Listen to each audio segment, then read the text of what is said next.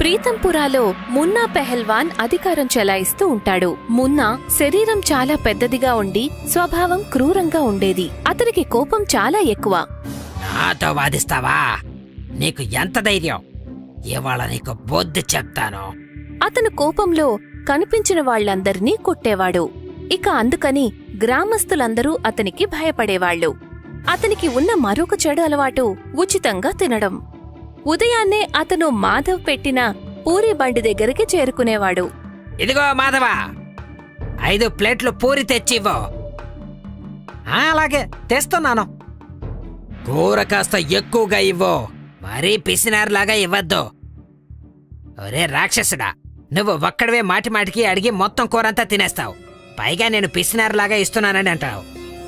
నాకు వీలుంటే నీకు కూరల విషం పెట్టి చంపేస్తాను. అరే, ఇవాళ ఎందుకింత ఆలస్యం చేస్తున్నావు? వస్తున్నాను. మాధవ్కి ఇష్టం లేకపోయినా సరే మున్నా పెహల్వాన్కి అతను ఉచితంగా పూరీలను పెట్టాల్సొచ్చేది.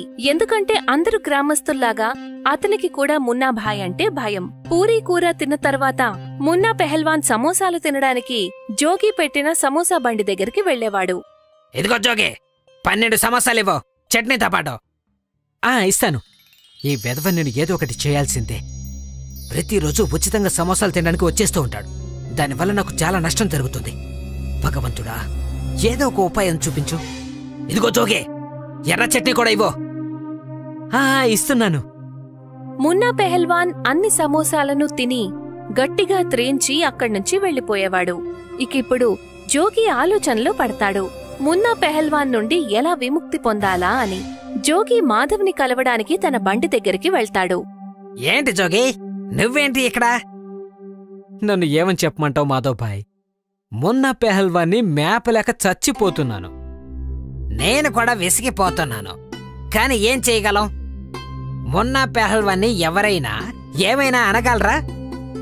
అతన్ని ఏమైనా అంటే చాలు కోపం తెచ్చుకుని అందర్నీ కొట్టేస్తాడు. అది నిజమే. అతన్ని బలంతో మనం ఓడించలేము, కాని తెలివితో. ఇక నువ్వే ఏదో ఒకటి ఆలోచించాలి జోగి. ఆ వెధవికి ఉచితంగా తిండి పెట్టి నాకు సగం జీవితం గడిచిపోయింది. సరే భాయ్, నేను ఏదో ఒక దారి వెతుకుతాను. ఆ రోజు నుంచి జోగి మున్నా పెహల్వాన్ నుండి ఎలా విముక్తి పొందాలా అని దాని గురించి ఆలోచిస్తూ ఉంటాడు. రాత్రి పగలు స్టాల్లో పనిచేసుకుంటూ కూడా దాని గురించే ఆలోచిస్తూ ఉండేవాడు. అలా ఒకరోజు రాత్రి జోగి తన స్టాల్ని మూసే సమయం అవుతుంది. అప్పుడే అతని బండి దగ్గరికి ఒక ముసలాయన వస్తాడు. ఇదిగో బాబూ, సమోసాలున్నాయా? 2 మిగిలాయి, ఇదిగోండి. ఎంతివ్వాలి బాబూ? మీ దగ్గర డబ్బులేం తీసుకుంటాను బాబాయ్. ఆఖరి 2 సమోసాలు మీకు ఉచితంగా ఇస్తున్నాను. అలాగా, నువ్వు నా కడుపు నింపి నాకు సహాయం చేశావు.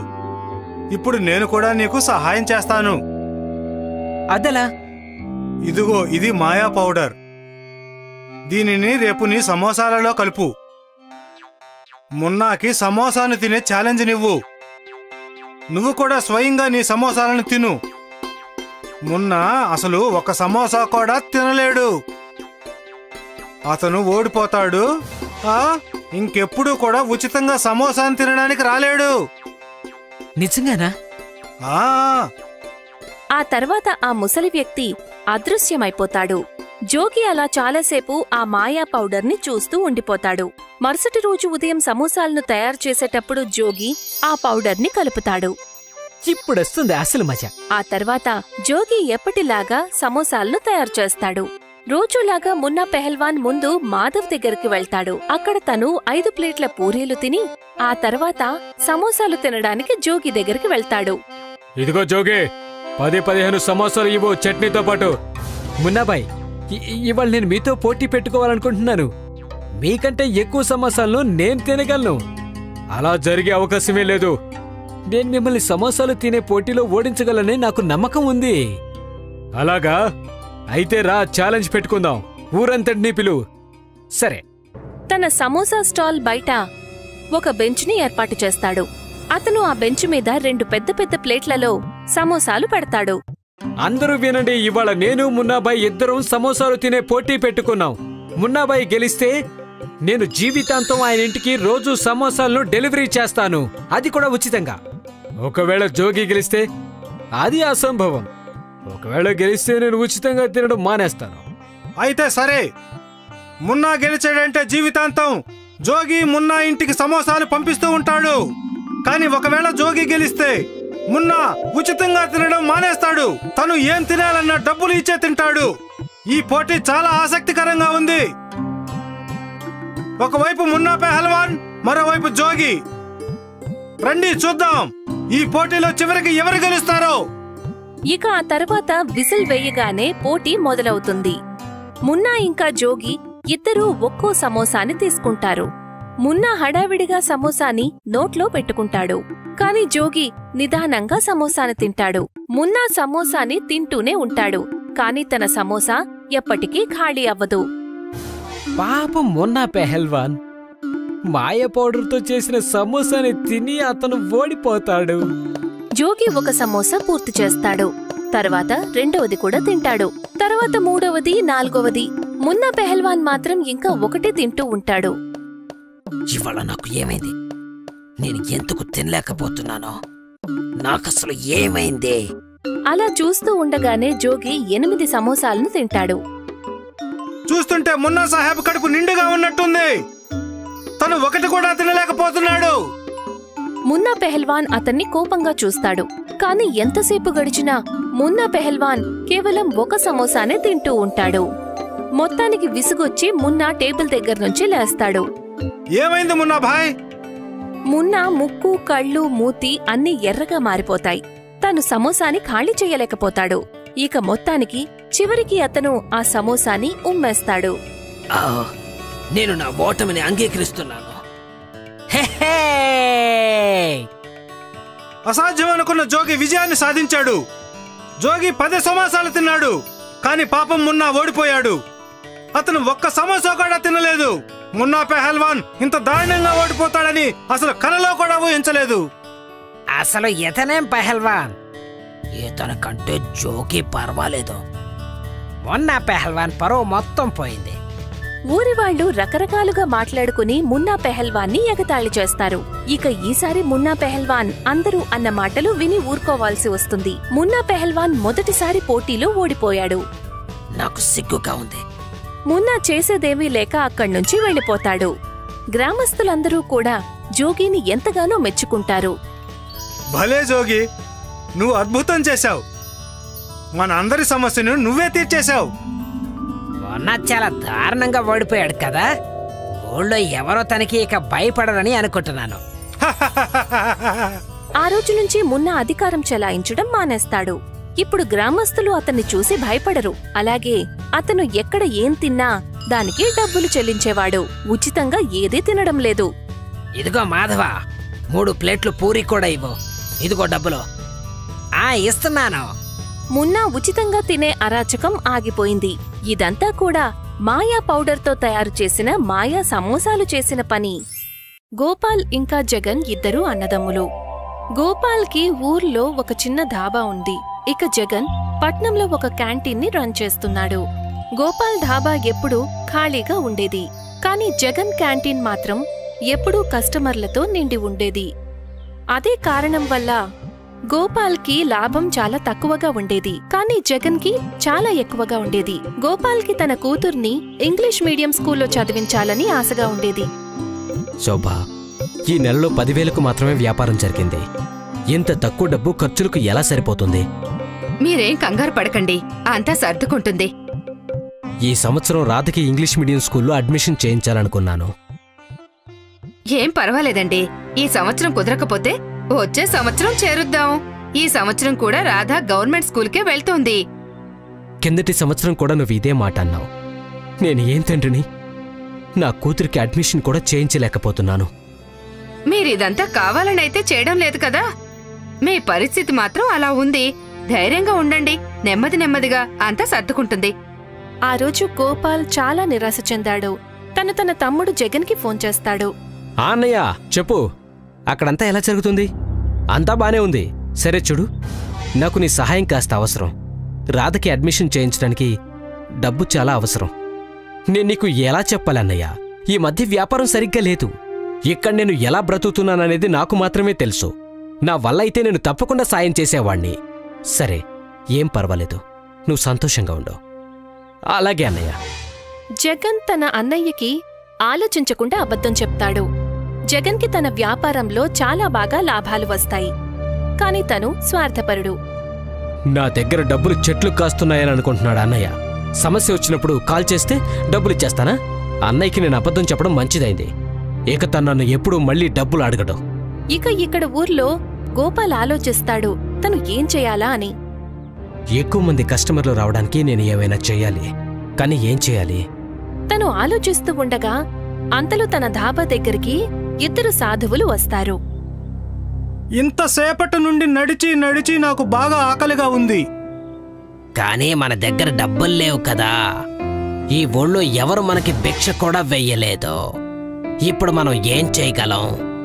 గోపాల్ చాలా దయగలవాడు. అతను వాళ్ళిద్దరినీ కూడా డాబాలోకి రమ్మని ఆహ్వానిస్తాడు. రండి బాబా, లోపలికి రండి. కానీ బాబు, మా దగ్గర నీకు ఇవ్వడానికి డబ్బులు ఏమీ లేవు. ఏం పర్వాలేదు, మీకు ఆకలిగా ఉంది, నా దగ్గర భోజనం ఉంది. నువ్వు చాలా ధనవంతుడివి బాబు. లేదు లేదు, నేను చాలా పేదవాణ్ణి. ఎంత పేదవాణ్ణంటే నా కూతురికి స్కూల్లో అడ్మిషన్ కూడా చేయించలేకపోతున్నాను. నా కూతురి అడ్మిషనే నా వల్ల కావడం లేదు. కానీ మీకు నేను భోజనం పెట్టగలను. మీరు కూర్చోండి, నేను ఇప్పుడే భోజనం తీసుకొస్తాను. గోపాల్ ఆ సాధువులిద్దరికీ కూడా పప్పు ఇంకా చపాతీలు తీసుకొచ్చిస్తాడు. ధన్యవాదాలు బాబు. ఆకలితో ఉన్న సాధువులు భోజనాన్ని స్వీకరించడం మొదలుపెడతారు. వాళ్ళిద్దరి భోజనం పూర్తయ్యాక గోపాల్ వాళ్ళ దగ్గరికి వెళ్తాడు. నువ్వు పూర్తిగా నిస్వార్థపరుడివి. నీ మంచితనం నా మనసుని ఆకర్షించుకుంది నాయనా. నేను నీకు ఒకటి ఇవ్వాలనుకుంటున్నాను, ఒక మాయా యంత్రం. ఓం అన్నపూర్ణాయ నమః. ఇక మీదట రోజు నువ్వు వంట చేయడానికి ముందు ఈ మంత్రాన్ని జపించు. అలాగే ప్రతిరోజు కనీసం 10 మంది పేదవాళ్లకు భోజనం పెట్టు. భగవంతుడు నీకు తప్పక మంచి చేస్తాడు.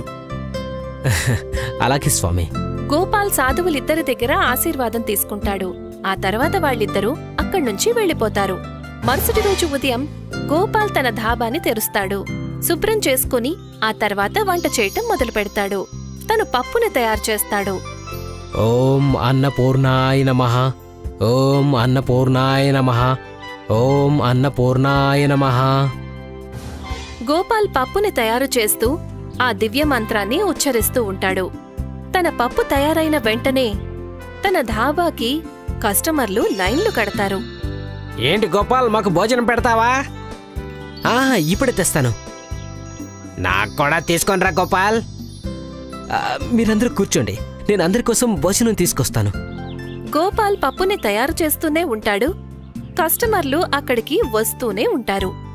ఆ తర్వాత మధ్యాహ్నం వేళ కొంతమంది పేదవాళ్లకి తను భోజనం పెడతాడు. ఆ భగవంతుడు నిన్ను చల్లగా చూస్తాడు. ధన్యవాదాలు బాబు. ఆ రోజు ఉదయం నుండి సాయంత్రం వరకు గోపాల్ పనిచేస్తూనే ఉంటాడు. ఇక కస్టమర్లు కూడా వస్తూనే ఉంటారు. ఆ రోజు సాయంత్రం గోపాల్ ధాబాని మూసిన తర్వాత తను సంపాదించిన డబ్బులను చూసి ఎంతగానో ఆశ్చర్యపోతాడు. ఒక్క రోజులో 10,000 రూపాయలా? ఓరి నాయనో! తను సంతోషంగా ఇంటికి వెళ్తాడు. తన భార్య శోభకి జరిగిందంతా చెప్తాడు. ఆ సాధువులు మన కష్టాలన్నింటినీ హరించేశారు. ఇలాగే జరుగుతూ ఉందంటే రాధకి ఇంగ్లీష్ మీడియం స్కూల్లో తప్పకుండా అడ్మిషన్ జరుగుతుంది. ఖచ్చితంగా. మరుసటి రోజు కూడా అదే జరుగుతుంది. గోపాల్ పప్పుని తయారు చేస్తున్నప్పుడు ఆ మంత్రాన్ని జపిస్తాడు. పప్పుని తయారు చేయగానే కస్టమర్లు లైన్లు కడతారు. ఆ రోజు కూడా గోపాల్ ఎంతో మంది పేదల కడుపు నింపుతాడు. కొన్ని రోజుల్లోనే గోపాల్ చిన్న ధాబా ఒక పెద్ద రెస్టారెంట్గా మారిపోతుంది. గోపాల్ కూతురు రాధకి ఇంగ్లీష్ మీడియం స్కూల్లో అడ్మిషన్ దొరుకుతుంది. ఇక ప్రతిరోజు గోపాల్ తన కార్లో రాధను స్కూల్లో దింపడానికి వెళ్తాడు. అంతా ఎంతో బాగా జరుగుతూ ఉంటుంది. కొన్ని నెలల తర్వాత జగన్ ఊరికొస్తాడు. గోపాల్ ఇంటిని చూసి ఆశ్చర్యపోతాడు. చూస్తుంటే అన్నయ్యకి కోహినూరు ఖజానా దొరికినట్టుంది. కొన్ని రోజుల క్రితం తను నన్ను సాయం చేయమని అడిగాడు. కానీ ఇప్పుడు ఎంత డబ్బు ఎలా వచ్చింది? జగన్ గోపాల్ ఇంటికి వెళ్తాడు. అరే జగన్, శోభ, చూడు జగన్ వచ్చాడు. తనకి తినడానికి ఏమైనా తీసుకొనిరా. తెస్తున్నానండి. శోభ టీ టిఫిన్ తీసుకుని వస్తుంది. ప్లేట్లో కాజు బాదం ఉంటుంది. అన్నయ్య, తప్పుగా అనుకోకపోతే నేనొక ప్రశ్న అడగనా? నువ్వు ఏమడగాలనుకుంటున్నావో నాకు తెలుసు. ఇదే కదా ఇంత డబ్బు ఎలా సంపాదించావని? అవునన్నయ్య, ఇదంతా నా మంచితనానికి ఫలితం. ఒకరోజు నా దాబాకి ఆకలితో ఉన్న 2 సాధువులొచ్చారు. గోపాల్ జగన్ కి మొత్తం విషయం అంతా చెప్తాడు. ఇవాళ ఇదంతా ఉందంటే అది ఆ మాయామంత్రం వల్లే జగన్. అన్నయ్య, నువ్వు నాక్కూడా ఆ మంత్రాన్ని నేర్పిస్తావా? తప్పకుండా. నువ్వు నా తమ్ముడివి కదా, నేను నీకు వంట చేయడం నేర్పిస్తాను, అలాగే ఆ మంత్రాన్ని కూడా నేర్పిస్తాను. అప్పుడు నేను కూడా నీలాగా ధనవంతుడినవుతాను. కానీ గుర్తుంచుకో, నువ్వు రోజు 10 మంది పేదవాళ్లకు భోజనం పెట్టాలి. అలాగే అన్నయ్య. గోపాల్ జగన్ కి తన ఇంటి కిచెన్ లోకి తీసుకువెళ్తాడు. అక్కడ తను జగన్ కి పప్పు చేయడం నేర్పిస్తాడు. ఓం అన్నపూర్ణాయ నమః, ఓం అన్నపూర్ణాయ నమః, ఓం అన్నపూర్ణాయ నమః, ఓం అన్నపూర్ణాయ నమః. జగన్ ఇప్పుడు మాయా పప్పుని తయారు చేయడానికి పూర్తిగా సిద్ధంగా ఉంటాడు. తను తన అన్నయ్యకి ధన్యవాదాలు చెప్పి పట్నానికి తిరిగి వెళ్లిపోతాడు. ఆ రోజు తన క్యాంటీన్లో పప్పుని తయారు చేయడం మొదలు పెడతాడు. ఓం అన్నపూర్ణాయ నమః, ఓం అన్నపూర్ణాయ నమః, ఓం అన్నపూర్ణాయ నమః. దానితో పాటు తను మంత్రాన్ని కూడా జపించడం మొదలు పెడతాడు. ఇక వంట తొందరగా ఖాళీ అవుతుంది, నాకు బోలెడంత లాభం వస్తుంది.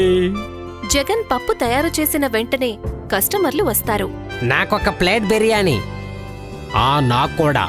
జగన్ సంతోషంగా ఉంటాడు తన పప్పు తయారవ్వగానే కస్టమర్లు వచ్చారు అని. కానీ ఆ తర్వాత తన క్యాంటీన్కి పేదవాళ్లు వస్తారు. అన్నా, చాలా రోజులుగా ఏమీ తినలేదు, తినడానికి ఏదైనా పెట్టండి. నీకు అసలు బుద్ధుందా? ఇలా తెరిచానో లేదో అలా వచ్చి పడ్డావు, వెళ్ళి ఇక్కడి నుంచి. జగన్ ఆ పేదవాళ్లను బాగా తిట్టి అక్కడ్నుంచి పంపించేస్తాడు. వాళ్లతో పాటు కస్టమర్లు కూడా వెళ్లిపోతారు. ఆ తర్వాత తన క్యాంటీన్కి ఒక్క కస్టమర్ కూడా రాలేదు. జగన్కి అసలు అర్థం కాలేదు అసలు ఏం జరుగుతోంది అని. అన్నయ్య దాబాలో అయితే జనాలు తగ్గడం లేదు, నా క్యాంటీన్కి ఎవరూ రావడం లేదు. నేనంతా తను చెప్పినట్టే చేశాను కదా. మాయాగియ ఏం లేదనిపిస్తుంది. అన్నయ్య నాకు అబద్ధం చెప్పాడు, తను నాకు నిజం చెప్పాలనుకోవడం లేదు. తనకి ఖజానా దొరికి ఉంటుంది, నాకు ఏమి ఇవ్వకూడదనుకున్నాడు, అందుకే నాకు అబద్ధం చెప్పుంటాడు. జగన్కి ఆ మంత్రంలో ఏదో మాయ ఉంది అని అస్సలు అనిపించదు. ఆ రోజు తర్వాత తను ఎప్పుడూ ఆ మంత్రాన్ని ప్రయత్నించలేదు. జగన్కి తన తప్పు అర్థం కాలేదు, పేదవాళ్లకి భోజనం పెట్టాలి అని. గోపాల్ మంత్రాన్ని జపిస్తూ తన మంచితనంతో మరింత ధనవంతుడవుతాడు. కాని జగన్ అక్కడ తన చిన్న క్యాంటీన్లో కూర్చునుంటాడు. మంచివాళ్లకి ఎప్పుడూ కూడా మంచే జరుగుతుంది.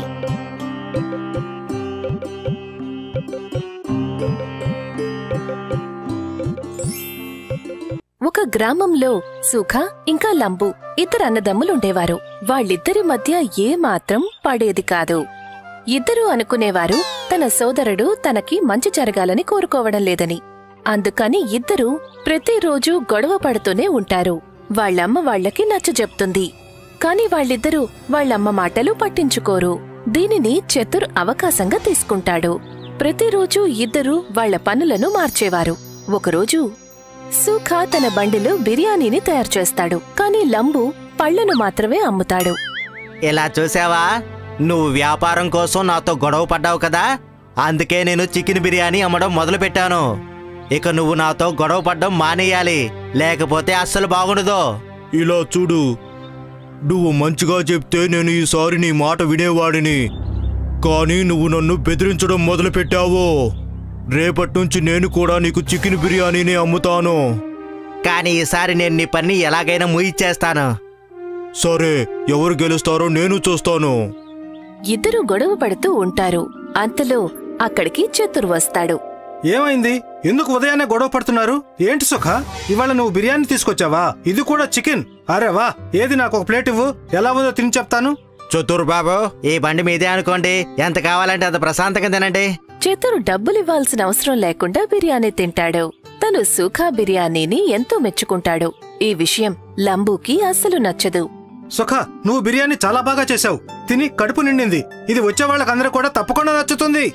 ఇలా చూడు, నువ్వు రేపటి నుంచి నేను చేసే బిర్యానీనే తిన్నావంటే వేళ్లను చప్పరిస్తూనే ఉండిపోతావు. సరే, రేపటి గురించి రేపు ఆలోచిద్దాం. ప్రస్తుతానికి నాకు 2 కిలోల పళ్ళు. ఈ పళ్ళు కూడా చాలా బాగున్నాయి. కాస్త పొగిడేసరికి లంబు సంతోషిస్తాడు. ఇక చతుర్కి ఉచితంగా పళ్లను ఇస్తాడు. సుఖ రోజంతా బిర్యానీని 50 రూపాయలకు అమ్మి బాగానే సంపాదిస్తాడు. ఇది లంబుకి అస్సలు నచ్చదు. సాయంత్రం అన్నదమ్ములిద్దరూ ఇంటికి బయలుదేరతారు. మరుసటి రోజు లంబు సుఖ కంటే ముందే తన బండి తీసుకుని బయలుదేరతాడు. తను బోర్డు మీద ఏమని రాస్తాడంటే చికెన్ బిర్యానీ 40 రూపాయలకు. కాసేపటికి అక్కడికి సుఖ చేరుకుంటాడు. ఓర్ పిచ్చోడా, ఎంత తక్కువకి బిర్యానీ అమ్ముతున్నావా? ఇవాళ నేను కూడా చూడాలనుకుంటున్నాను నువ్వు నీ బిర్యానీని ఎలా అమ్ముతావు అని. అన్నదమ్ములిద్దరి మధ్య ఉన్న తేడాను చూసి అందరూ లంబు దగ్గరికే వెళ్తారు. చవక ధరలో ఉండటం వల్ల కడుపు నిండా బిర్యానీ తింటారు. అది చూసి సుఖ కూడా తన బిర్యానీ ధరను తగ్గించాలని అనుకుంటాడు. తను కూడా 50కి బదులు 40 అని రాస్తాడు. ఇప్పుడిద్దరి మధ్య గట్టి పోటీ నడుస్తుంది. సాయంత్రానికి బిర్యానీ అమ్మి ఇద్దరూ ఇంటికి వెళ్తారు. నేను విన్నాను మీరిద్దరూ ఇవాళ కూడా నష్టం కలిగించుకుని వచ్చారని. అమ్మా, వీడు నన్ను బెదిరించాడు. అందుకని నేను వీడి వ్యాపారాన్ని మూయించి తీరుతాను. అమ్మా, నీకు అసలు విషయం తెలియనప్పుడు ఇలా మాట్లాడకుండా ఉండడమే మంచిదమ్మా. సరే, ఇక నుండి నేను ఏవీ మాట్లాడను. మీరిద్దరూ ఏం చెయ్యాలని అనుకుంటే అదే. ఒకరోజు ఉదయాన్నే చతుర్ సుఖాన్ని కలవడానికి వెళ్తాడు. రండి చిత్ర గారు, కూర్చోండి. సుఖ, నిన్ను నా మనిషి అనుకుంటున్నాను. అందుకనే నీకు వ్యాపారంలో మెలకువలు నేర్పడానికి వచ్చాను. చిత్ర గారు, ఇంతవరకు నేను మిమ్మల్ని నమ్ముకునే కదా వ్యాపారాన్ని చేస్తున్నాను. నువ్విప్పుడు బిర్యానీని 5 రూపాయలకు అమ్మడం మొదలుపెట్టు. 5 రూపాయలకు అమ్మాలంటే అస్సలు గిట్టుబాటు కాదండి. నువ్వు మీ అన్నయ్యని ఓడించాలనుకుంటున్నావు కదా, అయితే నువ్వు డబ్బుల్ని నీ జబ్బుల నుండి పెట్టుకోవాల్సి ఉంటుంది. కానీ నా దగ్గర డబ్బులు లేవు కదా. నేను నీకు ఎందుకున్నాను మరి? ఎంత డబ్బు కావాలన్నా నేనిస్తాను. నువ్వు సంపాదించిన తర్వాత నాకు తిరిగిచ్చేయి. చతుర్ సూఖాకి అప్పు ఇస్తాడు. ఇక సూఖ 5 రూపాయలకు చికెన్ బిర్యానీని అమ్మడం మొదలు పెడతాడు. తన దగ్గర జనాలు లైన్ కడతారు. అందరూ టోకెన్ తీసుకుని ఎదురు చూస్తూ ఉంటారు. లంబు అది చూసి బాధపడతాడు. అంతలో అక్కడికి చతుర్ వస్తాడు. ఏంటి, ఏమైంది? నువ్వు ఎందుకు బాధపడుతున్నావు? అసలు ఏమైందో ముందు కనిపిస్తుంటే మీరేమో నన్ను బాధ కారణం అడుగుతున్నారు. అయితే నువ్వు కూడా 5 రూపాయలకి బిర్యానీ అమ్మడం మొదలుపెట్టు. నా దగ్గర అయితే అంత డబ్బు లేదులేండి. అంత డబ్బు వాడికి ఎక్కడి నుంచి వచ్చిందో తెలియడం లేదు. నువ్వేం కంగారు పడకు, నేను నీకు అప్పిస్తాను. ఇక నువ్వు కూడా 5 రూపాయలకి బిర్యానీ అమ్మడం మొదలుపెట్టు. చతుర్ లంబుకి కూడా అప్పు ఇస్తాడు. అన్నదమ్ములిద్దరూ 5 రూపాయలకే చికెన్ బిర్యానీ అమ్ముతారు.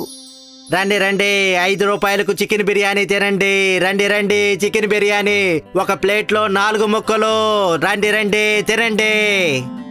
రుచికరంగా తక్కువ ధరకే ఒక ప్లేట్లో 5 ముక్కలు, అది కూడా 5 రూపాయలకే. అన్నదమ్ముల మధ్య ఉన్న శత్రుత్వాన్ని అందరూ అవకాశంగా తీసుకుంటారు. 5 రూపాయలకే కడుపు నిండా బిర్యానీ తింటారు. ఇవాళ అన్నదమ్ములిద్దరూ మధ్యాహ్నానికల్లా మొత్తం బిర్యానీని అమ్మేస్తారు. ఎంత సంపాదించారు ఈరోజు? సుఖ, లంబు ఇద్దరూ తల్లికి జరిగిందంతా చెప్తారు. అలాగా? అయితే మీ ఇద్దరికీ డబ్బు చతురిచ్చాడా? ఇక మీరే ఆలోచించుకోండి అతను ఏం కోరుకుంటున్నాడో. అమ్మా, మమ్మల్ని క్షమించు. అవునమ్మా, ఇవాళ నుంచి మేము అసలు గొడవ పడం. మేమిద్దరం ఎంత గొడవ పడితే ఎదుటి వాళ్ళు దాన్ని అంత అవకాశంగా తీసుకుంటున్నారు. అవునమ్మా, ఇప్పుడు మాకంతా అర్థమైంది. ఇక మేము చక్కగా పనిచేసుకుంటామమ్మా. చతురుకు కూడా బుద్ధి చెప్తాము. అన్నదమ్ములిద్దరూ ఒకటే బండి మీద బిర్యానీ అమ్ముతారు. బోర్డు కూడా పెడతారు, లంబు సుఖ చికెన్ బిర్యానీ వాలా. మరుసటి రోజు వాళ్ళిద్దరూ వెళ్తారు. చతుర్ అక్కడికి వెళ్లి చూసేసరికి అతనికి మతిపోతుంది. అతను వాళ్ల ఐకమత్యాన్ని చూసి అక్కడ్నుండి పారిపోవడమే మంచిదని అనుకుంటాడు. మిత్రులారా, దీన్ని బట్టి మనం నేర్చుకున్నదేంటంటే మనం ఎప్పుడూ కూడా ఐకమత్యంగా ఉండాలి. లేకపోతే అందరూ దాన్ని అవకాశంగా తీసుకుంటారు. అలాగే చతుర్ లాంటి వాళ్లకి దూరంగా ఉండాలి, లేకపోతే పూర్తిగా ముంచేస్తారు.